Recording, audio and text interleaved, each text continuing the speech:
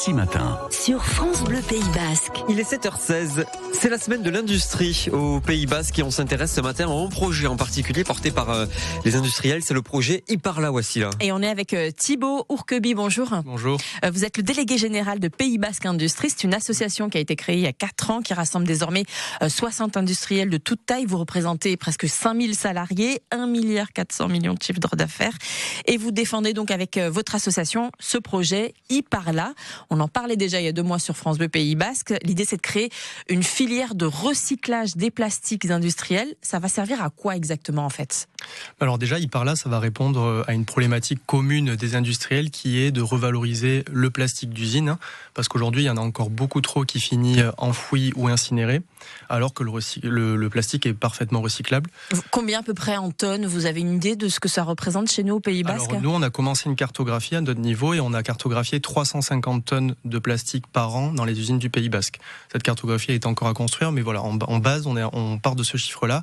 Et notre rôle, nous, ça va être de leur trouver des filières de revalorisation, donc soit via des recycleurs nationaux, mais surtout pour gagner au niveau de l'empreinte carbone, c'est de le travailler en local, parce qu'on s'est rendu compte que toute la chaîne de valeur du recyclage était ici au Pays Basque. Et alors là, vous êtes encore en phase de test. Vous nous avez ramené un peu justement des petits objets en plastique. Ouais, alors pour vous donner un exemple de démarche, Voilà, la télé sur le canal 3 de la TNT. Ce plateau, il vient de chez BMS Circuit à Mouguer. BMS reçoit des composants électroniques avec ce plateau-là et après le jette à la poubelle. C'est un plastique à usage unique. C'est un bout de plastique tout à fait. Alors qu'on voit qu'il est tout neuf, qu'il est de bonne qualité. Donc nous, ce plastique, on va le récupérer, l'envoyer à Jatsu chez l'entreprise Somocap, qui est plasturgiste, qui va le broyer et refabriquer une pièce que vous voyez juste à côté. Donc en fait, c'est une petite pièce, voilà, alors qui est noire. C'est beaucoup plus petit que le bout de plastique.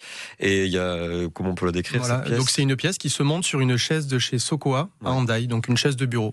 Donc du plastique qui était dans une autre entreprise, en fait, va servir à une autre entreprise. Voilà, 100%, rien ne se perd, 100% de la matière broyée. Et on évite la pollution. Exactement. Et c'est simple, pourquoi on n'y avait pas pensé avant ? Alors justement, ça on me pose souvent la question. Nous-mêmes, quand on a commencé la démarche, on a regardé ailleurs, est-ce que ça se faisait ? Mais ça ne se fait pas, tout simplement parce que pour lancer un projet de ce type, il faut que les acteurs locaux se connaissent.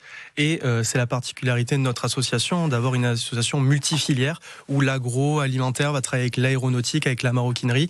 Et c'est cette association de métiers qui permet de gagner des savoir-faire de ce type et de pouvoir développer ce genre de filière. Et est-ce que ça coûte cher aux entreprises quand même ? Parce qu'il y a toujours cette question du coût. Oui, alors je dirais même que ça leur coûte moins cher. On parle de 200 € la tonne en moyenne pour se faire évacuer du plastique. Nous, là, il n'y a pas de transfert d'argent, c'est-à-dire que, je vous disais, le plasturgiste récupère gratuitement ses plateaux chez BMS Circuit.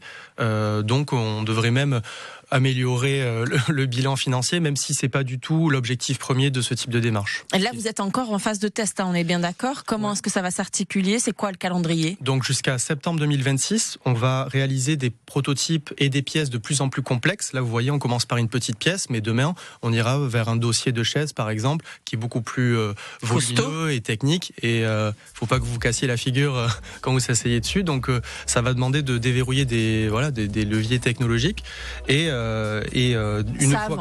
Ça avance et après derrière on pourra lancer des productions à plus grande échelle. Merci à vous Thibaut Ourqueby. Je rappelle donc que vous êtes le délégué général de Pays Basque Industrie. Merci à vous.